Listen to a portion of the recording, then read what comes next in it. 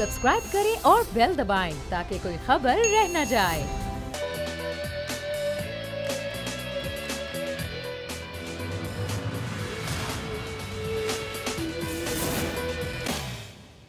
जो नवाज शरीफ साहब की तरफ से इलाज के लिए बेल एप्लीकेशन दी गई थी वो इस्लामाबाद हाई कोर्ट ने उसको कबूल नहीं किया। हमें यकीनन इस फैसले से मायूसी है। हमें जितने कानूनी रास्ते अवेलेबल हैं वो ज़रूर हम अपनाएंगे, ये हमारा हक है। हम इंशाल्लाह ताला अपील में भी जाएंगे और हमें कभी उम्मीद है कि हमें ज़रूर इंसाफ मिलेगा। ये 3 मंजिला बनी हुई थी, मतलब जो रिहाइश पजीर थे, चौथी खाली थी और डली हुई आज। अच्छा ठीक है, इसमें कितनी फैमिलीज जो थी रहाइश पजीर थी? मैं मुझे मिला के 4 फैमिलीज थी मालिक मकान के साथ। ठीक है, और मजबूरी तौर पर कितने लोग होंगे? तकरीबन 22-25, 20 से 25 के लोग। साइड गैलरी के अंदर इन्होंने 4 से 5 पिलर इसमें खोदे थे इसे सपोर्ट देने के लिए। अच्छा, ऑलरेडी इसके बराबर वाली भी एक बिल्डिंग पहले बन रही थी और ये आप देख सकते हैं पीछे भी इसकी एक बिल्डिंग बन रही थी, तो मे भी इस वजह से पहले इसके ऊपर इतना लोड था। अस्सलामुअलैकुम। प्रोग्राम में मैं सुमैया रिजवान आपको खुश आमदीद कहती हूँ। प्रोग्राम के आज पहले से हम बात करेंगे बड़े केस का। आज बड़ा फैसला आया इस्लामाबाद हाई कोर्ट की जानिब से और तिब्बी बुनियादों पर दरख्वास्त दी गई थी कि ज़मानत पर रिहा किया जाए नवाज शरीफ साहब को। वो दरख्वास्त मुस्तरद कर दी गई इस्लामाबाद हाई कोर्ट की जानिब से और ये कहा गया कि जो ऐसे मखसूस हालात अभी साबित नहीं हुए हैं कि जिसकी वजह से मुजरिम नवाज शरीफ को ज़मानत दी जा सके। उसके बाद हमने देखा कि एहतजाज भी किया गया नून लीग के रहनुमाओं की जानिब से और कहा गया कि अदालती फ़ैसलों का एहतराम तो ज़रूर करते हैं लेकिन ज़ारी कानूनी हक़ इस्तेमाल करना हमारा हक़ है। हम अब इस दरख्वास्त को लेकर जाएंगे सुप्रीम कोर्ट और वहाँ पर इस जो ज़मानत के हवाले से दरख्वास्त दायर करेंगे। और ये भी कहा गया आज के फ़ैसले में, जो कि 9 सफ़हात पर मुश्तमिल है, कि रिपोर्ट्स जो कि पेश की गई हैं वो ये तजवीज़ नहीं करती हैं कि जो कैदी है, दरख्वास्त गुजार है, उसकी ज़िंदगी कैद में नुकसानदेह है। ये भी कहा गया कि कैदी का जेल और या फिर अस्पताल में अगर इलाज हो रहा है तो फिर ज़मानत का वो हकदार नहीं है। आज की तमाम सूरत हाल पर हम बात करेंगे। मेहमानों से मैं आपका तारुफ करवा देती हूँ। हमारे साथ मौजूद हैं शौकत बसरा साहब पाकिस्तान तहरीक इंसाफ से, आपका बहुत शुक्रिया टाइम देने के लिए। नज़ीर लगारी साहब सीनियर सहाफ़ी बोल नेटवर्क कैस हमारे साथ मौजूद हैं स्टूडियोज़ में, आपका बहुत शुक्रिया नज़ीर साहब। और हमारे साथ मौजूद हैं राजा आमिर अब्बास साहब, माहिर कानून हैं। पहले ज़रा उनसे बात कर लेते हैं, इनकी कानूनी राय जान लेते हैं। आमिर साहब, अब ज़ाहिर हक़ तो है कि जाएँ और जाकर जो तमाम दरख्वास्त है उसको सुप्रीम कोर्ट में जमा कराया जा सके, लेकिन जो आज का फ़ैसला है, अगर आपने देखा हो तमाम फैसले को देखते हुए आप क्या समझते हैं कि अगर इस्लामाबाद हाई कोर्ट ने ये तमाम दरख्वास्त को मुस्तरद किया है तो क्या सुप्रीम कोर्ट इसमें हक़ में फ़ैसला दे सकती है? देखिए समिया, जैसे कि मुतवक्का था कि मेडिकल ग्राउंड्स पे जो जमानत होती है गालिबन शायद ही कोई एक आध केस हो कि किसी को जमानत दी जाए, क्योंकि किसी भी कैदी का जो बुनियादी हक है वो है कि जी अगर वो बीमार हैं तो उन्हें प्रॉपर हॉस्पिटल में प्रॉपर ट्रीटमेंट दी जाती है और ट्रीटमेंट के बाद जब वो शिफा याब हो जाते हैं तो उन्हें वापस जेल भेज दिया जाता है। ठीक है। इसी को मद्देनजर रखते हुए हाई कोर्ट ने कोई इसको केस ऑफ फर्स्ट इंस्टेंस नहीं बनाया कि जी हम कोई एक नई एग्जाम्पल कर दें, तो उन्होंने उसी को फॉलो करते हुए कहा कि जी ठीक है, आप बीमार हैं, आपका इलाज हो रहा है, आपके इल्म में है कि मियां साहब अभी भी जेल में नहीं है, वो हॉस्पिटल में है। तो अब इस फैसले के बाद अगर ये उन्हें सुप्रीम कोर्ट लेके जाएंगे जो कि उनका बुनियादी हक है, तो सुप्रीम कोर्ट में यही रिपोर्टें होंगी, कोई नई रिपोर्ट्स नहीं आ जाएंगी। अच्छा। तो अगर हाई कोर्ट ने उन रिपोर्ट्स को जो कंसिडर किया है तो सुप्रीम कोर्ट फैक्चुअल साइड पे उसको दोबारा चेंज नहीं कर सकती कि जी नहीं, रिपोर्ट्स में ये नहीं, ये लिखा हुआ है और इसमें कोई कानूनी पहलू नहीं है, सब कुछ डिसाइड होना है इन्हीं मेडिकल रिपोर्ट्स के मुताबिक। और अगर मेडिकल रिपोर्ट्स ये सजेस्ट कर रही हैं कि इनको जो भी ट्रीटमेंट चाहिए वो प्रॉपरली अवेलेबल है हॉस्पिटल्स में, तो मैं नहीं समझता। लेकिन यहाँ पर एक बात है ना आमिर साहब, अब कोर्ट लखपत जेल मुंतकिल किया जाएगा नवाज शरीफ साहब को, ये फैसला किया गया है। नून लीग के रहनुमा ये कहते हैं कि हमारा मकसद ये नहीं है कि उनको मुल्क से बाहर ही लेके जाया जाए, उनको जेल से बाहर लाया जाए ताकि उनका इलाज मुमकिन हो सके। वो जेल में मुमकिन नहीं हो सकता। इस सूरत हाल पर आप क्या कहेंगे? देखिए, जब भी उनकी तकलीफ होगी या डॉक्टर्स जो भी कहेंगे, कोर्ट लखपत में एक डॉक्टर बैठते हैं, वहाँ एक हॉस्पिटल होता है, अगर वो इनको रेफर करेंगे कि जनाब आप जाइए किसी दूसरे हॉस्पिटल में कि आपको फिल वक्त एचडी हार्ट का इशू है, तो इन्हें फौरन से पेशतर उस हॉस्पिटल में शिफ्ट कर दिया जाएगा जैसे अभी भी वो हॉस्पिटल में है। और हॉस्पिटल में जब उनकी ट्रीटमेंट हो जाएगी तो वो वापस आ जाएंगे। सजा सस्पेंड नहीं हो सकती। सजा उसी वक्त सस्पेंड होगी कि जी अगर उसमें जैसे कि कोर्ट ने कहा कि ये अगर लिख दिया जाता कि वाकई ही जेल के कमरे में इनकी मौत होने का खुदा न खास्ता कोई खदशा है, तो वो नहीं है। आपके इल्म में है लाखों कैदी ऐसे हैं जो 60-70 साल के हैं, बहुत के बाईपास भी हुए हैं, वो भी इन्हीं जेलों में रह रहे हैं। तो ये कोई एक मुनफरिद केस के तौर पे इसे नहीं सामने लाया जाता। यानी कि आप ये कह रहे हैं कि अगर सुप्रीम कोर्ट में दरख्वास्त दायर होगी तो यही फैसला आएगा, क्योंकि यही मेडिकल रिपोर्ट्स जमा होंगी। मुतफ़िका यही है, क्योंकि यही मेडिकल रिपोर्ट्स हैं, और अगर उस वक्त तक उनकी हालत में कोई मजीद तफ्तीशनाक तौर पे अगर कोई खराब ना हुई और इन्हीं तो नई रिपोर्ट्स भी जमा कराई जा सकती हैं। अगर उनकी कोई हालत ऐसी हो जाती है, लेकिन अभी बज़ाहिर आपके इल्म में है वो कोई इतनी शदीद अदालत उन्हें नहीं है, क्योंकि ये डिटरमिन डॉक्टर्स ने ही करना है, ना अदालत ने डिटरमिन करना है, ना लॉयर्स ने करना है। जो डॉक्टर लिख के देंगे, और बिल्कुल ये तो डॉक्टर्स की ही बनाई हुई रिपोर्ट्स हैं ना, ज़ाहिर जो बीमारी थी जिसकी तशखीस हुई है वही रिपोर्ट बनी। अच्छा, आखिर में ज़रा बता दीजिए, अल अज़ीज़िया रेफरेंस में सज़ा मौतली के हवाले से अभी 9 अप्रैल को समाअत होनी है इस्लामाबाद हाई कोर्ट में। इवेंट फील्ड वाला केस हम लोगों के सबके सामने है।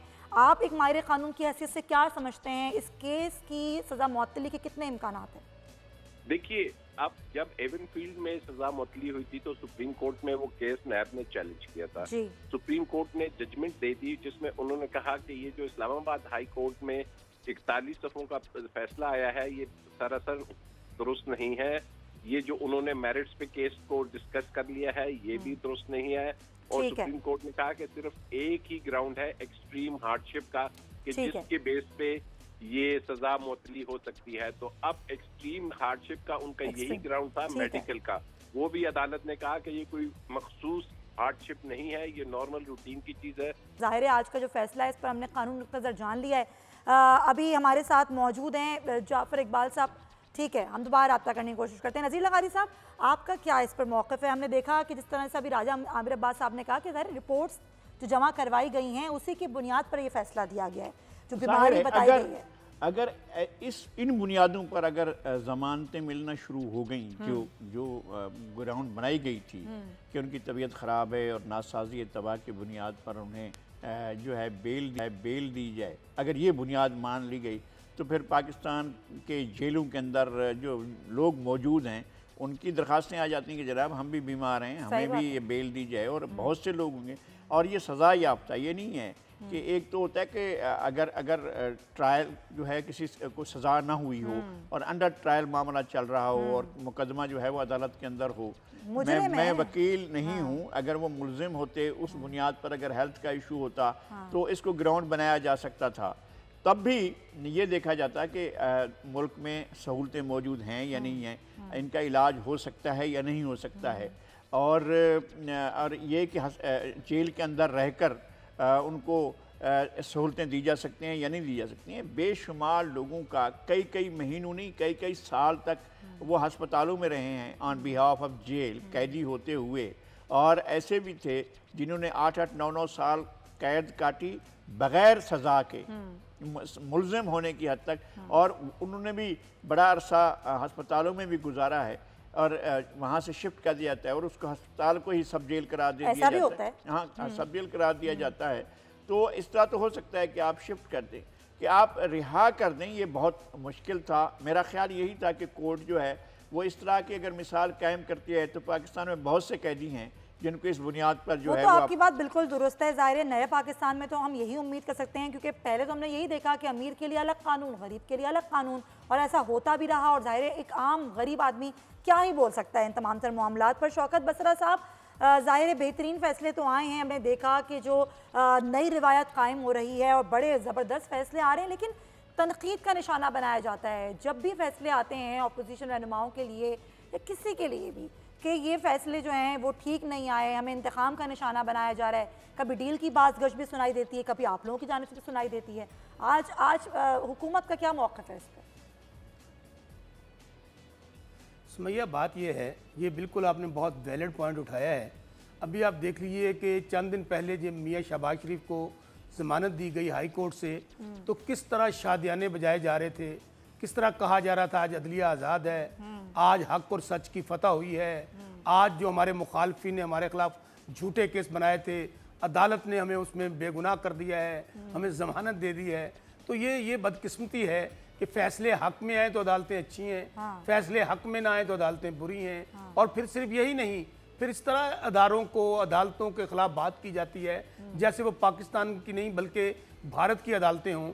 आपको याद होगा कि यही मियाँ साहब थे जब उन्होंने लॉन्ग मार्च शुरू किया अदलिया के ख़िलाफ़, वोट को इज़्ज़त दो, वोट को इज़्ज़त दो, शोर शराबा करते हुए ये कहते थे कि ये जज जो सुप्रीम कोर्ट में बैठे हैं ये बुग़्ज़ के भरे हुए हैं, इनके पीछे कोई और बोलता है, ये खलाई मखलूक के कहने पर फैसले करते हैं।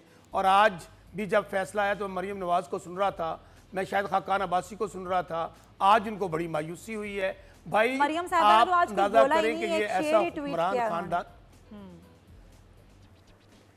देखें सुमैया, ऐसा हुक्मरान खानदान है जो 30 साल से ज़्यादा अरसे पाकिस्तान में और सूबा पंजाब में हुक्मरान रहे हैं। लाखों लोगों की बल्कि करोड़ों लोगों की डेली पाकिस्तान के अंदर एंजियोग्राफी होती है। ये ऐसे वीवीआईपी मुल्ज़म है मियाँ नवाज शरीफ साहब जिनके लिए पंजाब हुकूमत ने 5 मेडिकल बोर्ड बनाए हैं और 5 मेडिकल बोर्ड में शायद पंजाब में तो कोई अस्पताल नहीं है, लेकिन खुर्शीद शाह साहब ऑफर कर रहे हैं नवाज शरीफ साहब को कि सिंध में है अस्पताल, सक्कर में आए अस्पताल में वो इलाज करवाएं, लेकिन शायद पंजाब में उनको लगता है कि नहीं है। सुमैया देखिए, सुमैया देखिए, यहाँ पर लाहौर के अंदर मियाँ नवाज शरीफ साहब ने खुद अस्पताल बनाया हुआ है, शरीफ सिटी हॉस्पिटल, अपने वालिद के नाम पे, जो वहाँ पर हजारों लोगों की एंजियोग्राफीज होती हैं।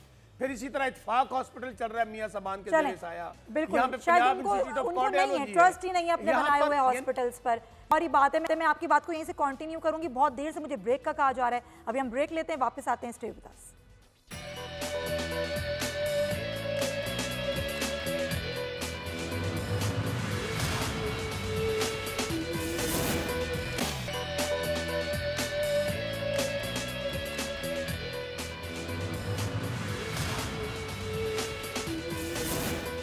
Welcome back to the show. और भी बहुत सारी खबरें हैं जिन पर मैं आज बात करनी, लेकिन मैं पहले चाहूँगी ज़रा आप असरा साहब अपनी बात कंप्लीट कर लें, तो फिर 1-2 सवाल और भी हैं और नज़ीर लगाई साहब से भी सवालात कर लें।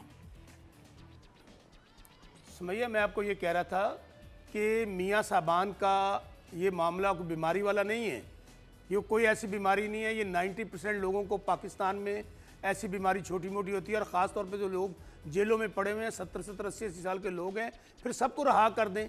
उन बेचारों का क्या कसूर है? यहाँ पर अरबों करोड़ों का डाका डाला है, वहाँ पड़े हुए हैं, और वहाँ पे भी आज देख लीजिए कि आज इतने दिन बाद कभी जिनाह अस्पताल में जा रहे हैं, कभी सर्विसेज में जा रहे हैं, और वो सिर्फ और सिर्फ मुल्क से बाहर जाना चाहते हैं। बीमारी वाला टोपी ड्रामा है।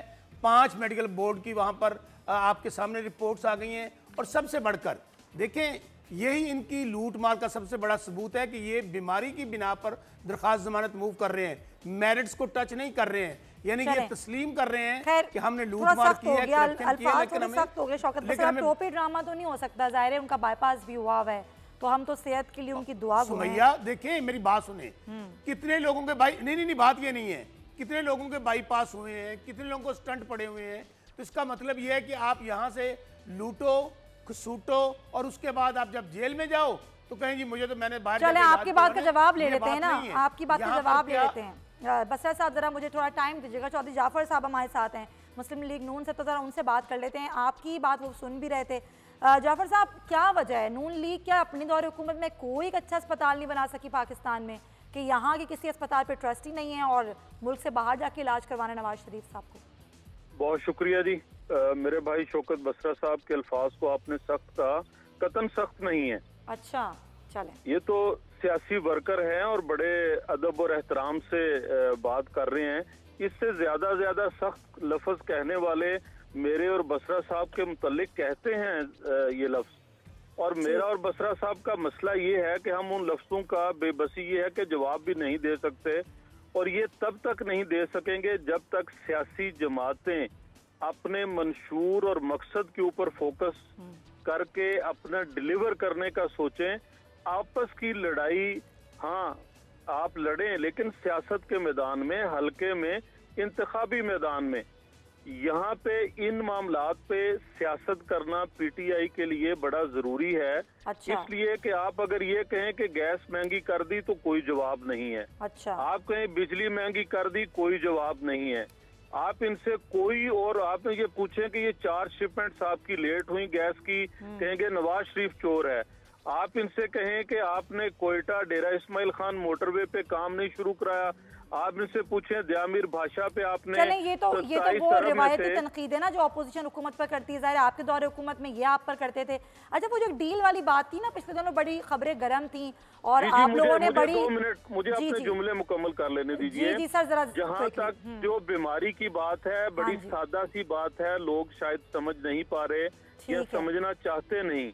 मियाँ साहब का बड़ा क्रिटिकल बाईपास हुआ, उस वक्त भी लोगों ने मजाक उड़ाया। अच्छा। और नुक्ता सिर्फ इतना है कि जिन डॉक्टर्स ने बाईपास किया उनकी एडवाइस ये थी कि आप साल भर में आके चेकअप कराते रहिएगा। ठीक है। पाकिस्तान के अंदर रहते हुए मियाँ साहब ने वो 2 दफा, जब हुकूमत हमारी थी, शायद खाकान अब्बासी साहब की थी, तब भी लेट गए अपने यहाँ के पाकिस्तान के डोमेस्टिक मसाइल और यहाँ की सियासी इस्तेहकाम के लिए ताखीर से चेकअप कराने गए। और आज भी सिर्फ मुतालबा इतना है कि हम उन डॉक्टर्स को दिखाना चाहते हैं, वो भी तब जब अदालत आलिया इजाजत देगी तब जाएंगे। लेकिन बात ये है ना जाफर साहब, जो रिपोर्ट जमा करवाई गई है उनमें तो ऐसी बीमारी बताई नहीं गई कि बीमारी इस नौयत की है कि उनको अस्पताल में रखा ही नहीं, वो जेल में रखा ही नहीं जा सकता, जेल में रह के उनका इलाज हो सकता है। ये अदालत का कहना है। जी बिल्कुल, अगर अदालत ये कहेगी तो हम जेल में रह के भी इलाज कराने के लिए तैयार हैं, हम रहेंगे। लेकिन हमें अपनी बात करने का हक तो है, हमें बताने का हक तो है कि जी हमारी ये तकलीफ है। तकलीफ तो जिसको है वही समझ सकता है। जहाँ तक ये बाहर जाने की बात है, मियाँ नवाज शरीफ साहब और मोहतरमा मरियम नवाज साहिबा बाहर थे और डील करना जो चाहते हैं, मियाँ नवाज शरीफ नहीं डील करना चाहते, जो डील करना चाहते हैं उन्होंने मिन्नतें की, पैगाम भेजे, क्या वहीं पे रह रही है। 24 दिसंबर को जब ये आखिरी फैसला अल अजीजिया वाला आया, तब भी ये कहा जाता रहा, लेकिन हमें ना कोई डील करनी है। मियाँ नवाज शरीफ अपने सिविल सुप्रीमेसी, वोट की इज्जत और आइन और कानून की बालादस्ती के लिए। नज़ीर लगारी साहब, गुफ्तगू आपने सुनी अभी जाफर साहब की भी, उनका भी यही कहना है कि भाई अगर डॉक्टर्स की टीम है जो उनको देख रही है, अगर हम चाहते हैं कि उनसे इलाज करवाया जाए और हम चाहते हैं कि वो दोबारा से देखें उनको और बताएं कि अभी उनको क्या बीमारी है, तो उसमें मजाक नहीं उड़ाना चाहिए, इस बात को इशू नहीं बनाना चाहिए। लेकिन एक चीज़ ऐड कर दूं, लेकिन ये बात करते हैं कि हम तो अदालतों का एहतराम करते हैं, लेकिन जो नई GIT बनी है सानिया मॉडल टाउन के हवाले से, उसके सामने पेश होने से इनकार कर रही है तमाम तर नून लीग। देखिए ये दो अलग बातें हैं। एक तो ये कि बेल के लिए जो ग्राउंड्स बनाई गई थी वो ग्राउंड्स ज़्यादा मजबूत नहीं थी, इसलिए कि 5 मेडिकल बोर्ड्स कोई एक अपनी राय भी दे चुके थे। और उसके अलावा ज़ाहिर है इन्होंने डॉक्टरों को दिखाया था लंदन में, वो एक आज़ाद शहरी के तौर पर थे, उनकी मुख्तलिफ हैसियत थी। अब एक मुख्तलिफ हैसियत है, वो असीर हैं, वो बाकायदा सज़ा याफ्ता कैदी हैं। अब क्या सज़ा याफ्ता कैदी अपनी पसंद के बैरून मुल्क के जो डॉक्टर हैं उनको दिखा सकते हैं या नहीं दिखा सकते हैं, इसके बारे में कानून ही अपना रास्ता बताएगा कि क्या ऐसा हो सकता है या नहीं हो सकता है। मेरे ख्याल में इस बारे में दो राय नहीं होनी चाहिए कि पोजीशंस मुख्तलिफ हैं। और इसके अलावा उन्होंने जो अपील की थी उसकी ग्राउंड सफिशेंट नहीं थी, उसकी ग्राउंड ऐसी ही बनती थी कि उनकी ये अपील मंजूर नहीं हो सकती। ठीक है सर, चलें सानिया मॉडल टाउन पे जो मैंने तो सवाल और GIT जो है, GIT के बारे में उन्होंने GIT की पोजीशन को चैलेंज किया हुआ है और मामला कोर्ट में गया हुआ है। कोर्ट उसके बारे में बाहर समाअत करेगी। अगर वो एडमिट होने के बाद ही उसकी समाअत होनी है और उसके बाद अदालत ने फैसला करना है, तो ज़ाहिर है अदालत फैसला करेगी कि जनाब ये GIT ठीक है या नहीं है। अगर अदालत कह देती है कि नहीं GIT बनना ठीक नहीं है तो उसकी कोई हैसियत नहीं रह जाएगी। अगर कोर्ट कहती है कि ठीक है ये GIT के सामने जाएं और पेश हों, तो फिर इनको पेश होना पड़ेगा और जाकर वहाँ करेंगे। लेकिन GIT खुद भी वहाँ जवाब दे कोर्ट में, अगर ये कोर्ट में गए हैं तो अपना जस्टिफिकेशन दे, या हुकूमत जाए और उनकी वजारत कानून जाए और वह वहाँ जाकर जस्टिफिकेशन दे कि हमने ये, या ये जो वजारत दाखिला है उसने बनाई है, जिसने भी GIT बनाई है वो जाकर दें, अपनी लॉजिक दें और बताएं कि जनाब इस बुनियाद पर हमने बनाई है और इसका ये कानूनी हैसियत है, लिहाजा इसको GIT के सामने उनको पेश होना चाहिए, फिर सब पेश होंगे। ज़ाहिर है ये तमाम तर केस है, इसका भी हमने बहू की। के साथ ही प्रोग्राम का वक्त भी ख़त्म होता है। आप मुझे दीजिए इजाज़त, आपका बहुत बहुत शुक्रिया नज़ीर लगारी साहब प्रोग्राम में वक्त देने के लिए। इंशाल्लाह आपसे होगी कल मुलाकात, जब तक के लिए अल्लाह।